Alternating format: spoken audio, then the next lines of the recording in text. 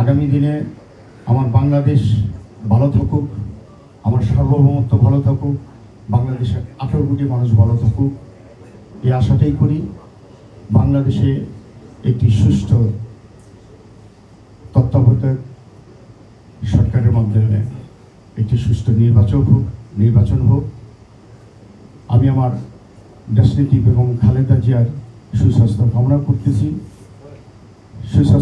করতেছি। আমার দলের ভারপ্রাপ্ত চেয়ারম্যান জনাব তারেক রহমানের, বাংলাদেশের প্রতিটা মানুষের দীর্ঘায়ু কামনা করতেছি।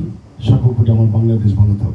খোদা হাফেজ। বাংলাদেশ জিন্দাবাদ। বিচার ও মানবিক মর্যাদা নিয়ে যে বাংলাদেশ গঠিত হয়েছে, লাখো শহীদের রক্তে যে বাংলাদেশ গঠিত হয়েছে, এই বাংলাদেশ কারো বাপের কেনা না। এই জোনটা যাত্রাবাড়ি আমাদের নারায়ণগঞ্জ, একটা উত্তরা, একটা মিরপুর।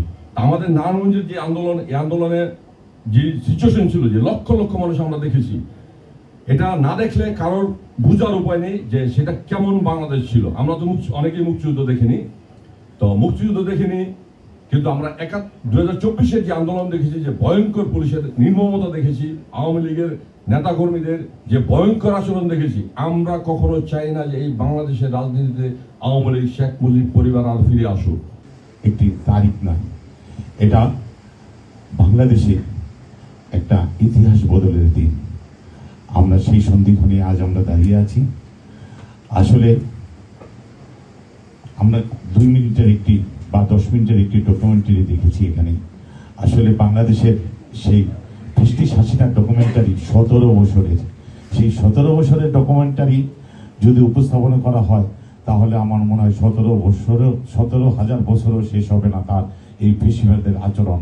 আমার বক্তব্যের শুরুতে আমি শ্রদ্ধাভাবে স্মরণ করছি জুলাই গণঅভ্যুত্থানের শহীদ আবু সাইদ সহ সকল সাহসী শিক্ষার্থী এবং আপামর জনতা যারা জুলাই গণঅভ্যুত্থানে তাদের জীবন উৎসর্গ করেছেন বৈষম্যহীন রাষ্ট্র ব্যবস্থা প্রতিষ্ঠার জন্য।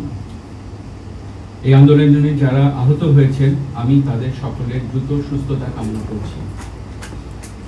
প্রিয় প্রবাসী ভাই ও বোনেরা, আমি সকল প্রবাসী বাংলাদেশিদেরকে, বিশেষত ইতালি প্রবাসী বাংলাদেশিদের অবদানকে স্মরণ করছি আজকের এই দিনে, যারা হাজার মাইল দূরে থেকেও জুলাই আগস্ট গণ আন্দোলনের সাথে একত্রতা পোষণ করেছেন, সামাজিক যোগাযোগের মাধ্যমে জুলাই গণ আন্দোলনের পক্ষে প্রচারণা চালিয়েছেন, অফলাইন অনলাইন সরব থেকেছেন।